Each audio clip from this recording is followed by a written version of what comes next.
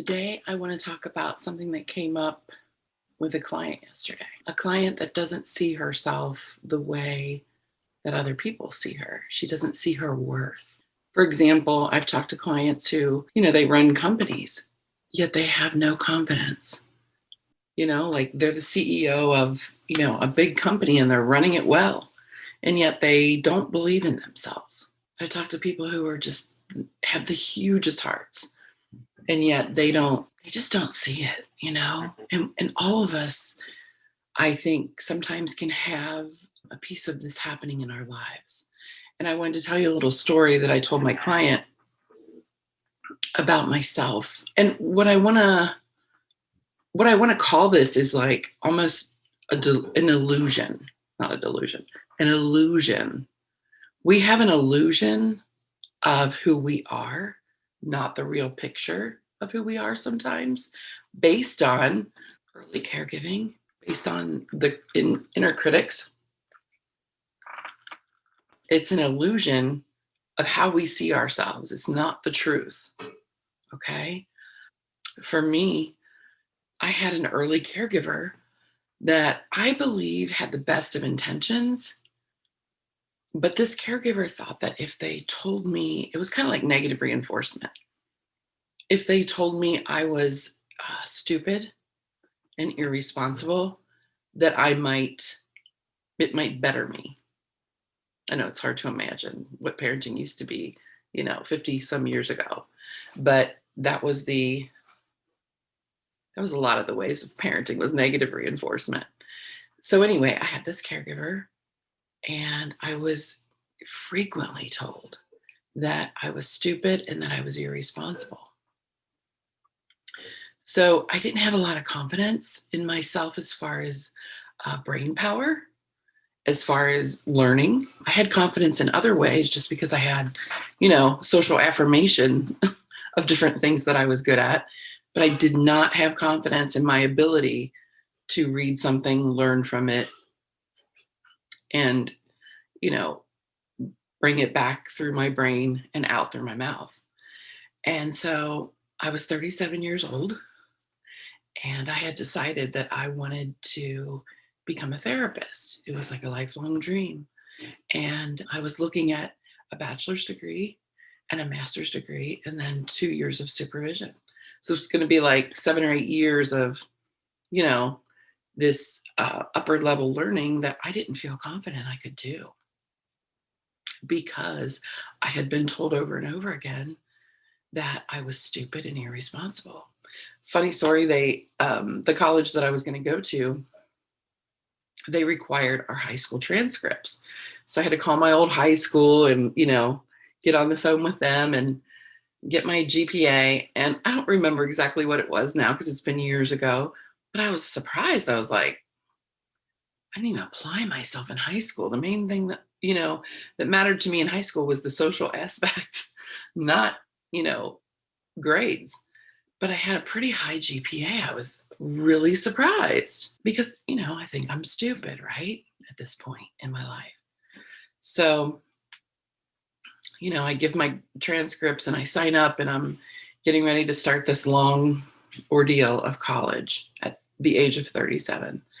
And I said to my husband, what if we were laying in bed one night? And I said, what if I get there and I can't learn, I can't.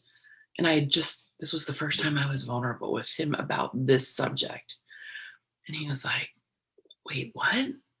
I said, what if I'm not smart enough to do college level work or, especially master's level work?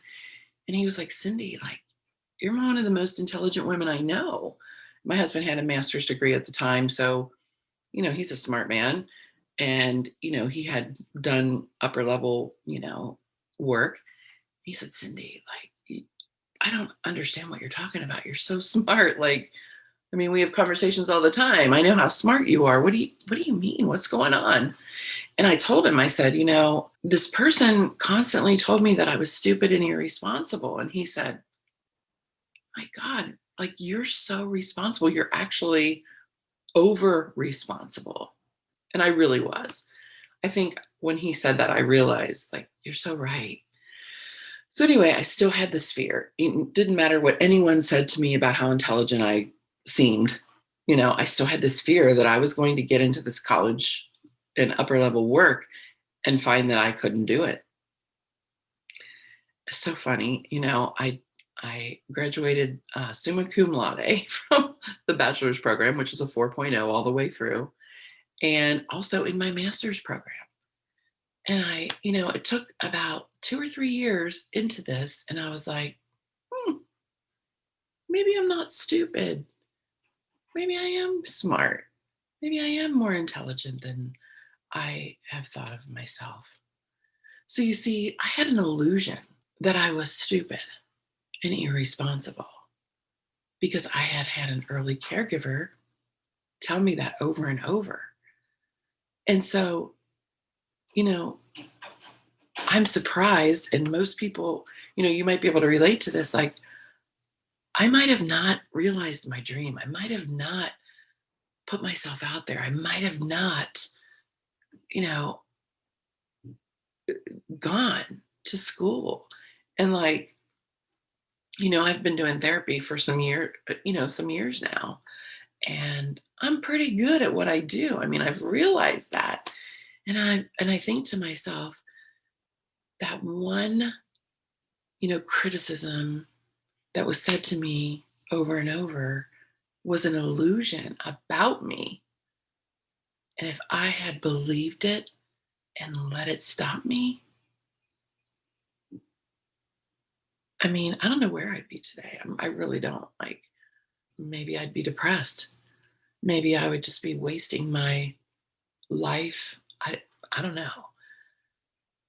But I want you to think about some of the things that you believe about yourself. What are some of the things you believe about yourself? Maybe write it down, make a list,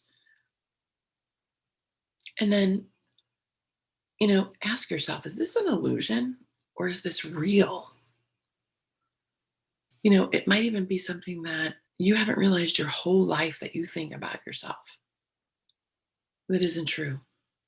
That if you could see that this illusion wasn't true, that you would be doing all kinds of things that you wanted to do, you know, or even having better days, or even speaking to yourself more kindly.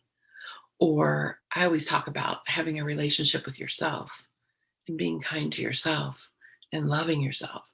And maybe if you confront some of these illusions and realize that they're not true, maybe you can be a little kinder to yourself. Okay. Thank you. I hope you have a great day.